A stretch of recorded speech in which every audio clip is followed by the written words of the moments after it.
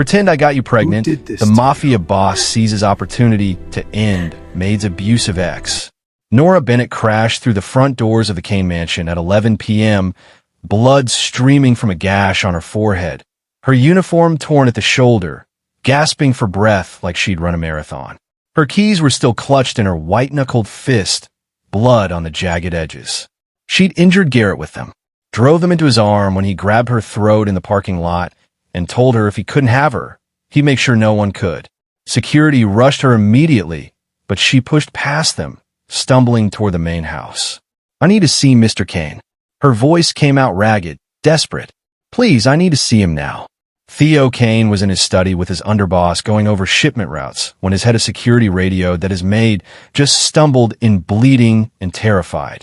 Theo was moving before the man finished talking, taking the stairs two at a time.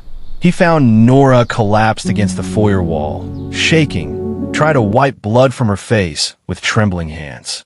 What happened? Not a question, a command. Nora looked up at him with eyes wide with terror. "My ex. He was waiting for me. In the parking lot." He said. Her voice broke. "He said if I don't come back to him, he'll deal with me. He meant it. I saw it in his eyes." Before we dive into this story, smash that subscribe button, like, and comment below if you think she made the right choice running here. Theo's expression went from concern to something lethal in seconds. He called for his personal doctor, then crouched in front of Nora and spoke with forced calm. "Tell me everything, from the beginning." The doctor arrived within minutes, started cleaning the gash on her forehead, while Nora told the story she'd been hiding for 3 months. About Garrett, her ex-boyfriend who seemed perfect until he wasn't. About how the control started small, checking her phone, questioning where she went, who she talked to. About how it escalated to screaming, to pushing, to that first slap he apologized for with tears and promises.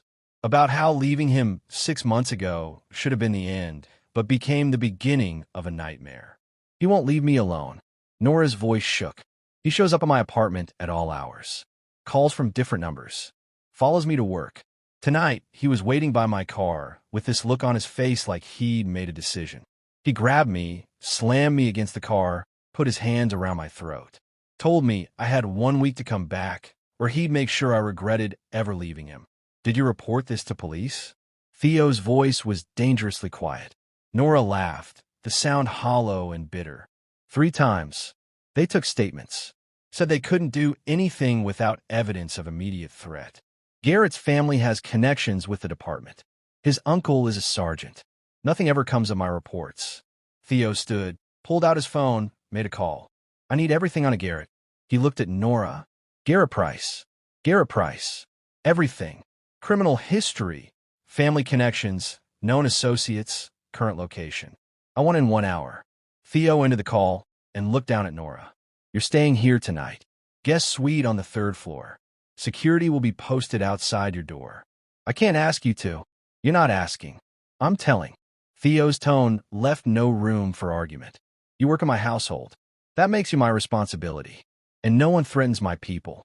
The doctor finished stitching Nora's forehead, prescribed painkillers, and left with instructions to rest. A housekeeper appeared to escort Nora upstairs. She followed on unsteady legs, still processing that she was spending the night in a Mafia boss's mansion because her ex-boyfriend was hunting her. The guest suite was bigger than her entire apartment. Luxury she couldn't comprehend. She showered, washing Garrett's touch off her skin, then sat on a massive bed in borrowed pajamas and finally let herself cry. Not from pain, but from exhaustion. She was so tired of being afraid, so tired of looking over her shoulder. So tired of living in survival mode. A knock on the door made her jump. "Come in." Theo entered carrying a tray with tea and food. "Eat something. You're in shock." "I'm not hungry." "Eat anyway." He set the tray on the bedside table and sat in the armchair by the window. "We need to talk about your situation." "There's nothing to talk about." Nora wiped her eyes. "Garrett won't stop until I'm dead or back with him. Those are my options. I just keep running and hope he gets bored or makes a mistake that actually gets him arrested. Those aren't your only options. What else is there? I can't afford to move across the country. Can't afford a lawyer to get a restraining order that actually means something. Can't afford private security. I'm a maid, Mr. Kane. I make minimum wage. I have no power here. Theo studied her for a long moment. Then I'll give you power. What? I'm going to make you a proposition. It's unconventional and possibly insane, but it'll solve your problem permanently. Nora felt her pulse quicken. What kind of proposition? Pretend to be pregnant with my child. The words hung in the air like a bomb. Nora stared at him, certain she'd misheard. Excuse me? Let everyone believe you're carrying my baby. Move into this house officially. Wear a ring. Play the part of my partner. Theo leaned forward, his gray eyes intense. Garrett will hear about it within hours. The entire city will know you're under my protection. He'll have two choices: back off completely or challenge me directly. Either way, your problem gets solved. That's insane. Nora's voice rose. Why would you do that? What do you get out of this? I get to eliminate a predator. Theo's voice went cold. And I get to send a message to every man in this city who thinks he can abuse women without consequences. Garrett will be an example. You want to kill him. Only if he's stupid enough to give me a reason. If he backs off, he lives.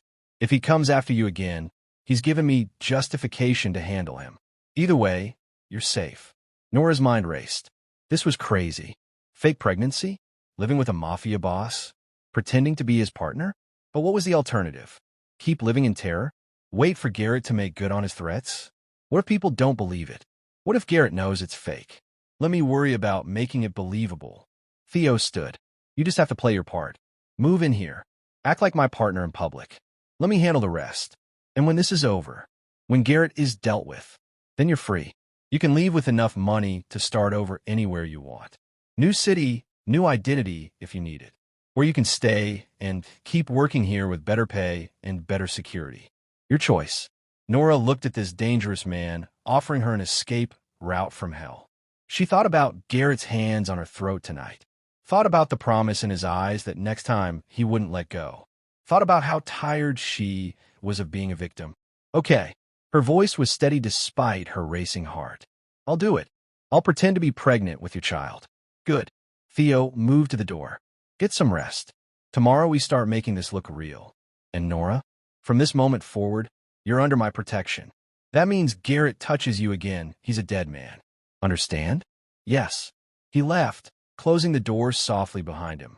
Nora sat in the massive bed of the guest suite, her hand unconsciously moving to her flat stomach, and wondered what kind of insane deal she'd just made with the devil himself. The next morning, Nora woke to find designer clothes laid out on the chair in her room. Expensive brands she'd only seen in magazines. A note in sharp handwriting read, were these: breakfast at 8. We have work to do. She dressed in tailored pants and a silk blouse that fit perfectly, wondered how Theo knew her size, then decided she didn't want to know. At 8 sharp, she found him in the dining room with his inner circle, 5 dangerous-looking men who stopped talking the moment she entered. Gentlemen, Theo's voice cut through the silence. This is Nora Bennett. As of today, she's pregnant with my child.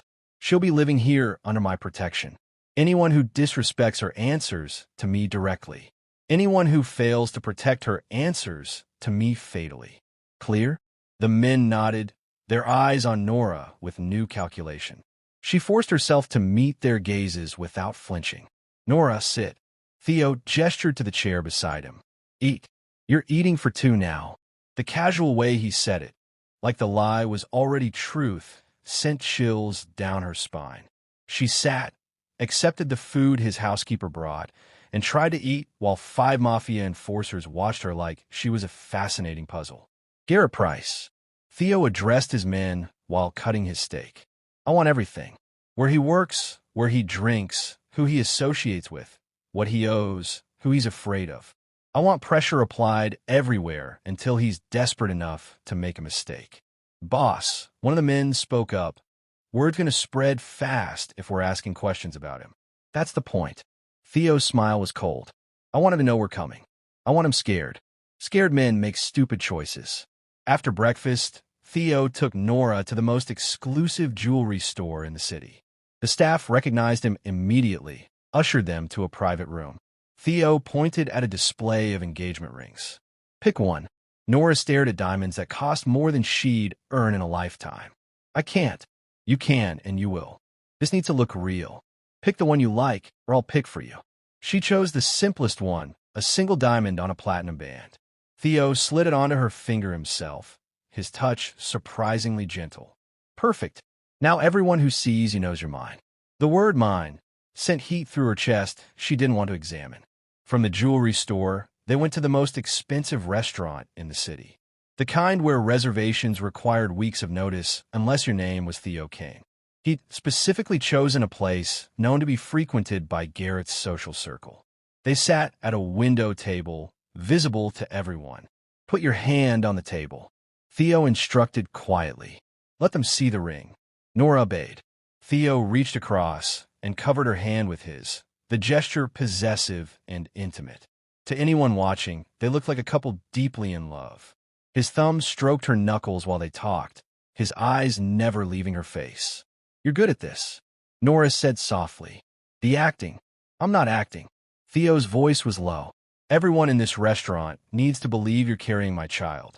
That means I need to look at you like you're the most important person in my world. Because right now, for this plan to work, you are. His intensity made her breath catch.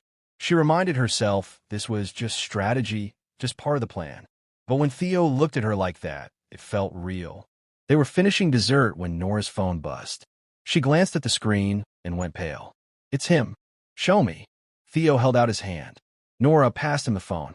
The message was short and vicious. Saw you at Winston's with your new sugar daddy. Playing dress-up won't save you. You're still mine. Good. Theo set the phone down. He's watching. He's rattled. Now we push harder. What does that mean? It means we make this so public he can't ignore it. Theo signaled for the check. Tomorrow, you're moving your things into my house officially. I'm taking you to events. Making sure every person in this city knows you're under my protection.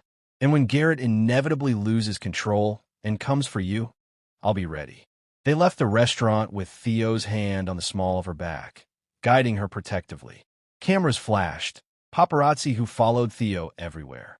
By tomorrow, photos of them together would be all over social media and gossip sites. In the car, Nora asked the question burning in her mind. Why are you really doing this? It can't just be about sending a message. Theo was quiet for a long moment.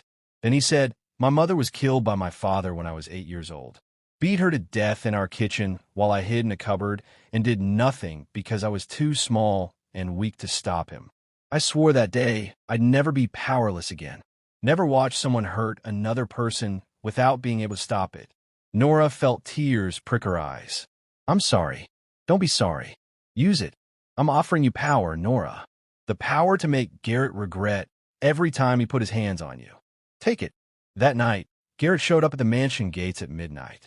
Security alerted Theo immediately. Cameras showed Garrett pacing outside, clearly drunk, yelling. Nora heard the commotion from her room and froze, terror flooding her system. Theo found her within minutes, standing by her window with her arms wrapped around herself, shaking. He's here. I know. Theo moved to stand beside her. And I'm going to handle it. But I need to know, are you sure you want this? Once I go out there, once I confront him, this becomes real. There's no going back. Nora thought about 3 months of living in fear. About Garrett's hands on her throat. About spending the rest of her life looking over her shoulder. I'm sure. Good. Stay here. Theo headed for the door. Wait. Nora's voice stopped him. What are you going to do? Whatever's necessary. And then he was gone. Nora watched from her window as Theo walked out the front door alone. Watched Garrett see him and start screaming about Nora being his, about the pregnancy being fake, about how Theo couldn't keep her from him. Watched Theo stand completely still, letting Garrett rant, his posture radiating controlled violence. Then Theo spoke. Nora couldn't hear the words, but saw their effect. Garrett stumbled back like he'd been hit. Theo kept talking, his voice too low to carry, but his body language crystal clear. This was a threat, a promise, a declaration of war. Garrett tried to charge forward. Security appeared from nowhere, restraining him. Theo leaned in close, said something directly in Garrett's ear that made him go white. Then Theo turned and walked back inside, while security dragged Garrett off the property. Theo came to Nora's room minutes later. She was still by the window, her heart racing. What did you say to him? That you're carrying my child, that you're under my protection, and that if he comes near you again, I'll consider it a declaration of war and respond with everything I have. Theo's gray eyes were cold. I also told him I know about the 3 other women he's harassed in the past 2 years, that I have evidence of his assaults, and that I can make it all disappear or all go public, depending on his next move. Will he back off? No. Theo's certainty was chilling. Men like Garrett don't back down. They escalate. He'll come again, probably within a week. And when he does, I'll have the justification I need to end this permanently. You want him to come back? I'm counting on it. This is a trap, Nora, and he's going to walk right into it. 5 days passed with no sign of Garrett. 5 days of Nora living in a mansion, adjusting to a life she never imagined. Designer clothes in her closet. Security following her everywhere. Staff treating her like she was actually important. And Theo, constantly present, checking on her, asking how she felt, making sure she ate properly like she really was pregnant. On the 6th day, Theo took her to a charity gala. The kind of event where the city's elite gathered to write checks and judge each other. Nora wore an emerald green dress that hugged her body, her engagement ring catching light with every movement. Theo's hand never left the small of her back as they moved through the crowd. People stared, whispered. The ruthless Theo Kane, with a woman on his arm, was news. The rumor she was pregnant made it explosive. They were standing by the bar when a woman approached. Tall, blonde, dripping with diamonds and contempt. So you're the maid who trapped Theo Kane. Her voice was sugar-coated poison. Congratulations. That takes skill. Nora felt heat flood her face, but before she could respond, Theo's arm wrapped around her waist and pulled her against him. Rachel. His voice could freeze blood. I'd introduce you to my partner, but she already knows trash when she sees it. Rachel's face went red. You can't speak to me like. I just did. Now leave before I have security remove you. Rachel fled. Nora looked up at Theo. You didn't have to do that. Yes, I did. Anyone who disrespects you disrespects me. His gray eyes held hers. Get used to it. This is your life now. The intensity in his voice made her pulse race.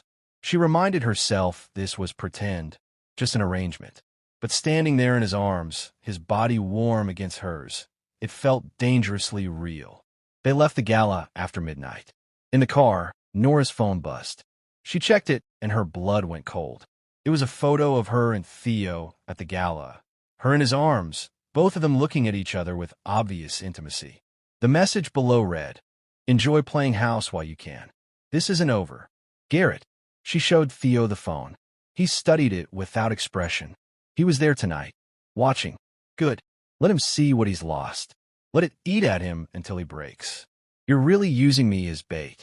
We're using each other. Theo's voice was matter of fact. You get protection. I get justification to eliminate a predator. Don't pretend this arrangement is one-sided. He was right, but it still stung. Nora turned to look out the window, suddenly exhausted. Back at the mansion, she headed straight to her room. She was changing into pajamas when someone knocked. Come in. Theo entered, still in his tux. We need to talk. About what? About the fact that you're angry with me. I'm not angry. Nora pulled on her robe. I'm just tired. You've been quiet since I said we're using each other. Theo moved closer. Did I say something wrong? No. You said something true. This is a transaction. I need to remember that. Is that what you think this is? Isn't it? Nora met his eyes. You get to kill my ex and look like a hero. I get to not die. Business arrangement. Theo was quiet for a long moment. Then he said, when Garrett grabbed you in the parking lot, when you came here bleeding and terrified, I felt something I haven't felt in 20 years. Rage. Not the cold calculation I use for business. Real fury at the thought of someone hurting you. That's just. Let me finish.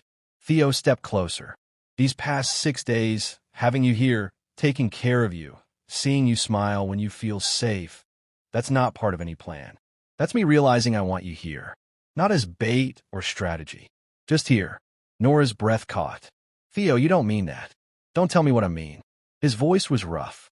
I know this started as an arrangement, but somewhere between the jewelry store and tonight, watching you handle Rachel without flinching, seeing you wear my ring like you're proud of it, This stopped being fake for me. The confession hung between them, heavy and undeniable. Nora wanted to respond, but didn't know what to say.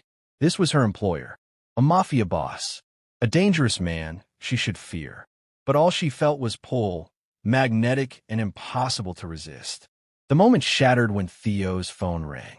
He answered, his expression going cold. When? Where? His voice was lethal. Keep him there. I'm coming now. He hung up and looked at Nora. Garrett's brother Shane approached one of my men at a bar. Said Garrett knows the pregnancy is fake. That when I get bored of you, you'll have no one to protect you. That it's only a matter of time. Fear spiked through Nora's chest. He knows.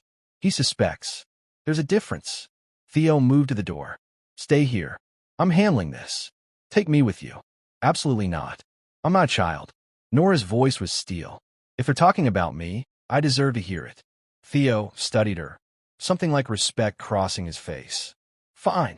Get dressed. Something warm. This might take a while. 20 minutes later, they pulled up to a bar on the edge of Theo's territory. Shane Price was being held in a back room by two of Theo's enforcers. He looked nervous but defiant when they entered. Mr. Kane, Shane tried for bravado. Didn't realize I couldn't have a drink in this city without permission.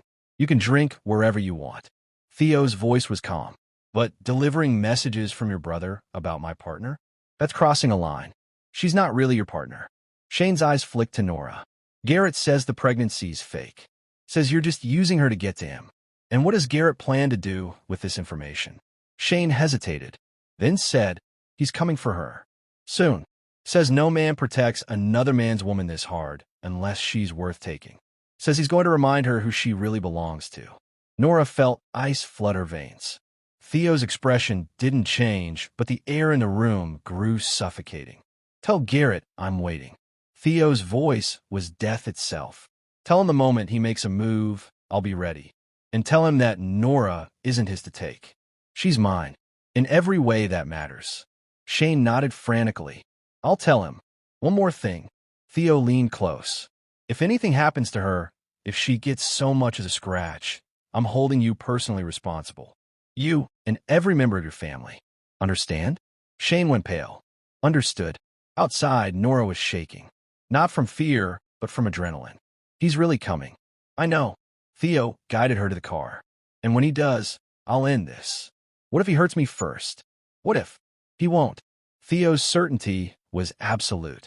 Because I'm not letting you out of my sight until this is over. You can't watch me every second. Watch me. His gray eyes held hers. You're mine now, Nora. I protect what's mine. The possessiveness in his voice should have scared her. Instead, it made her feel something she hadn't felt in years. Wanted. Valued. Worth protecting. In the car, Theo made calls, mobilized his entire network. By morning, every person in his organization would be watching for Garrett, waiting for him to make his move. Nora watched the city lights blur past and thought about how her life had transformed in less than 2 weeks. From terrified, Maid to protected partner of the most dangerous man in the city. From victim to someone who mattered. And somewhere along the way, she'd stopped pretending. Stopped seeing this as just an arrangement. She'd fallen for Theo Kane. Fallen for his quiet protectiveness, his fierce loyalty, his unexpected gentleness when they were alone. She was in love with the devil. And God help her, she didn't want to go back. Garrett made his move 8 days later at 3 in the morning. Nora was asleep in her room when alarms blared through the mansion. She jolted awake, disoriented, as her door burst open and Theo strode in fully dressed with a gun in his hand. Stay here. Lock the door behind me. Don't open it for anyone except me. What's happening? Garrett's on the property. Brought friends. Theo's voice was ice. This ends tonight. I'm coming with you. Absolutely not. He came for me. Nora threw off the covers, pulled on clothes with shaking hands. I'm not hiding while you fight my battles. This isn't a debate. You're right. It's not. Nora grabbed his arm. I've spent 6 months running from him. Tonight, I face him. With you beside me, or I go alone. Choose. Theo stared at her, fury and respect warring in his eyes. You stay behind me. You don't move unless I say. And if I tell you to run, you run. Understood? Understood. They moved through the mansion with Theo's security team, flanking them. The house was on lockdown, every entrance covered. Through the windows, Nora could see figures moving in the garden, try to find a way in. How many? Theo asked his head of security. 3. Garrett and 2 others. All armed. East garden near the fountain. Trap them there. No exits. I want them contained. They reached the east garden through a side entrance. Floodlights suddenly blazed to life, illuminating Garrett and 2 men with guns.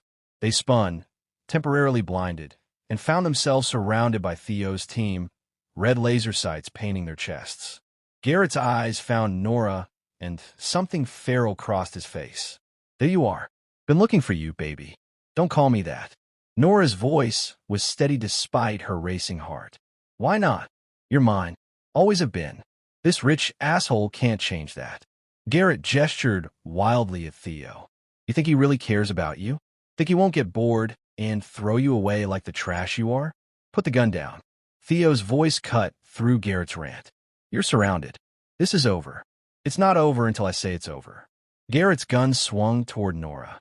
She comes with me, or nobody gets her. Theo moved faster than thought, putting himself between Garrett and Nora. His own gun aimed directly at Garrett's head. You point that weapon at her again, and you're dead before you pull the trigger. You won't shoot me. Garrett's bravado was cracking. Too many witnesses. Too much heat. You're not that stupid. Try me. Theo's voice was absolutely certain. I've been waiting for you to give me a reason. You broke into my home, threatened my partner, brought weapons onto my property. I have every legal right to put you down like the rabid dog you are. She's not really pregnant, is she? Garrett's laugh was unhinged. The whole thing's fake. A setup to get to me. Does it matter? Theo's voice was cold. Real or not, she's under my protection. That makes her untouchable. You should have walked away when you had the chance. I can't walk away. Garrett's voice broke. She's mine. I love her. She belongs with me. You don't love me. Nora stepped around Theo, despite his warning. You never loved me. You loved controlling me, hurting me, making me small so you could feel big. Nora, get back. Theo's voice was sharp. No. She moved closer to Garrett. Her fear, burned away by months of rage, finally released. I was terrified of you for so long. Spent every day looking over my shoulder, wondering when you'd show up, what you'd do. But standing here now, looking at you, all I feel is pity. Garrett's face contorted. You bitch. After everything I did for you, everything you did to me. Nora cut him off. You isolated me from my friends. Control my money. Check my phone. Hit me when I didn't obey fast enough. That's not love. That's abuse. And I'm done being your victim. You can't just leave me. I already did. 6 months ago. You're the one who can't let go because your ego won't accept that I chose myself over you. Garrett raised his gun again, this time directly at Nora. If I can't have you. Theo fired. The shot hit Garrett's shoulder, spinning him around. The gun flew from his hand as he collapsed screaming. His 2 accomplices immediately dropped their weapons and raised their hands in surrender. Theo's security swarmed them. Garrett writhed on the ground, clutching his bleeding shoulder, while Theo stood over him with cold fury. You pointed a gun at her twice. That's 2 more times than I needed. You shot me.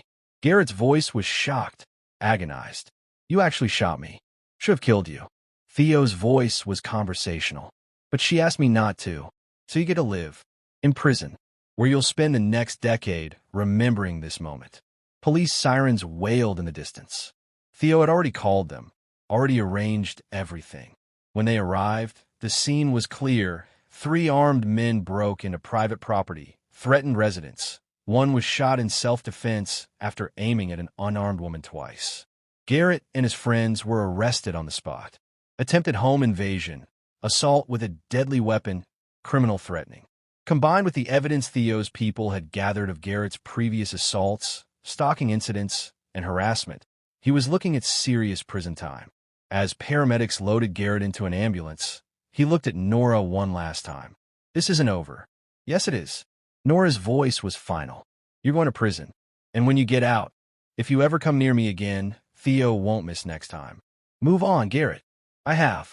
The police took statements, examined evidence, and finally left satisfied this was a clear case of self-defense. Dawn was breaking when the mansion finally went quiet. Nora stood on the terrace watching the sunrise, emotionally exhausted but feeling lighter than she had in months. It was over. Actually over. Garrett was going to prison. She was safe. You should be sleeping. Theo's voice came from behind her. Can't sleep. Too much adrenaline. He moved to stand beside her. You were brave tonight. Stupid but brave. I needed to face him. Needed him to see I wasn't afraid anymore.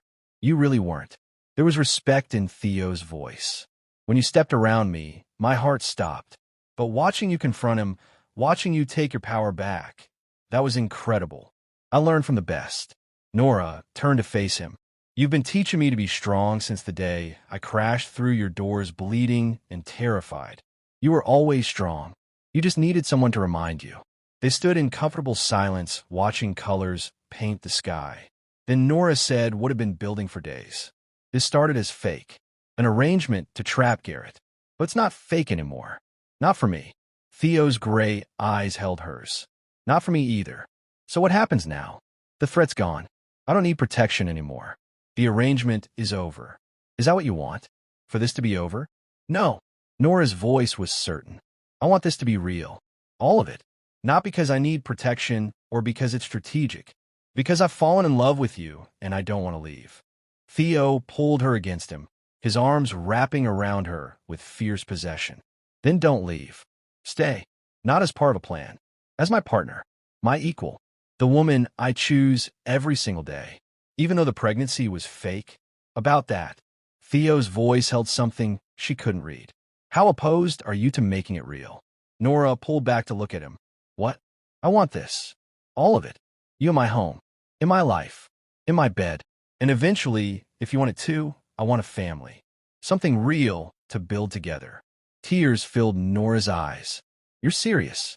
Completely. I've spent 20 years building an empire because I thought power would make me happy. But these past 2 weeks with you have been the happiest of my life. You make me want to be better. Not just stronger or richer. Better. Kinder. The kind of man who deserves you. You already deserve me. Nora pulled him down for a kiss that was desperate and relieved and full of promise. When they broke apart, both breathing hard, she said yes. To all of it. To staying, to building something real, to everything. 6 months later, Nora stood in the same mansion that had once been just her workplace, but now was home. Garrett had been sentenced to 8 years in prison. His friends testified against him in exchange for reduced sentences. Every day, Nora woke up knowing she was safe. Actually, genuinely safe. She and Theo built something neither of them expected. Real partnership. He brought her into his legitimate businesses, valued her opinions, treated her as an equal. She helped him transition more operations away from violence toward legal enterprises. Together, they created something balanced. And then one morning, Nora woke up nauseous. She took a test with shaking hands, stared at the 2 pink lines, went to find Theo in his study, and held up the test without speaking. Is that? His voice caught. Real this time. Nora's smile was trembling. We manifested it. Theo crossed the room in 3 strides, pulled her into his arms, and laughed until tears ran down his face. We actually did. The fake pregnancy became real. The universe has a twisted sense of humor. Their daughter was born 9 months later. They named her Hope because that's what they'd given each other. Hope that broken people could heal. Hope that dangerous men could choose gentleness. Hope that love could bloom in the darkest places. On Hope's first birthday, Nora found Theo watching their daughter sleep with an expression of wonder. What are you thinking? That 1.5 years ago, you crashed through my doors bleeding and terrified. And now you're my wife, and we have a daughter, and I can't remember what my life was like before you. Lonely. Nora wrapped her arms around him from behind. Both our lives were lonely. Not anymore. Theo turned to pull her close. Never again. Years later, when people asked how they met, Nora would smile and say he saved her life. And Theo would correct her. Say she saved his first by refusing to stay a victim, by choosing to fight back, by being brave enough to accept help from the most unexpected source. The truth was they saved each other. A maid and a mafia boss. A fake pregnancy that became the realest thing in both their lives. Proof that sometimes the most dangerous plan is the one that leads to the safest place, home. From fake pregnancy to real family, from victim to survivor to victor, from strategic arrangement to genuine love, Nora and Theo prove that sometimes the craziest plans lead to the most beautiful outcomes. She got her freedom. He got his redemption. Together, they got forever. Want more stories of fierce protection, unexpected love, and powerful transformations? Smash that subscribe button now. Drop a heart if you're obsessed with this love story. Comment which part was your favorite. More incredible stories coming soon.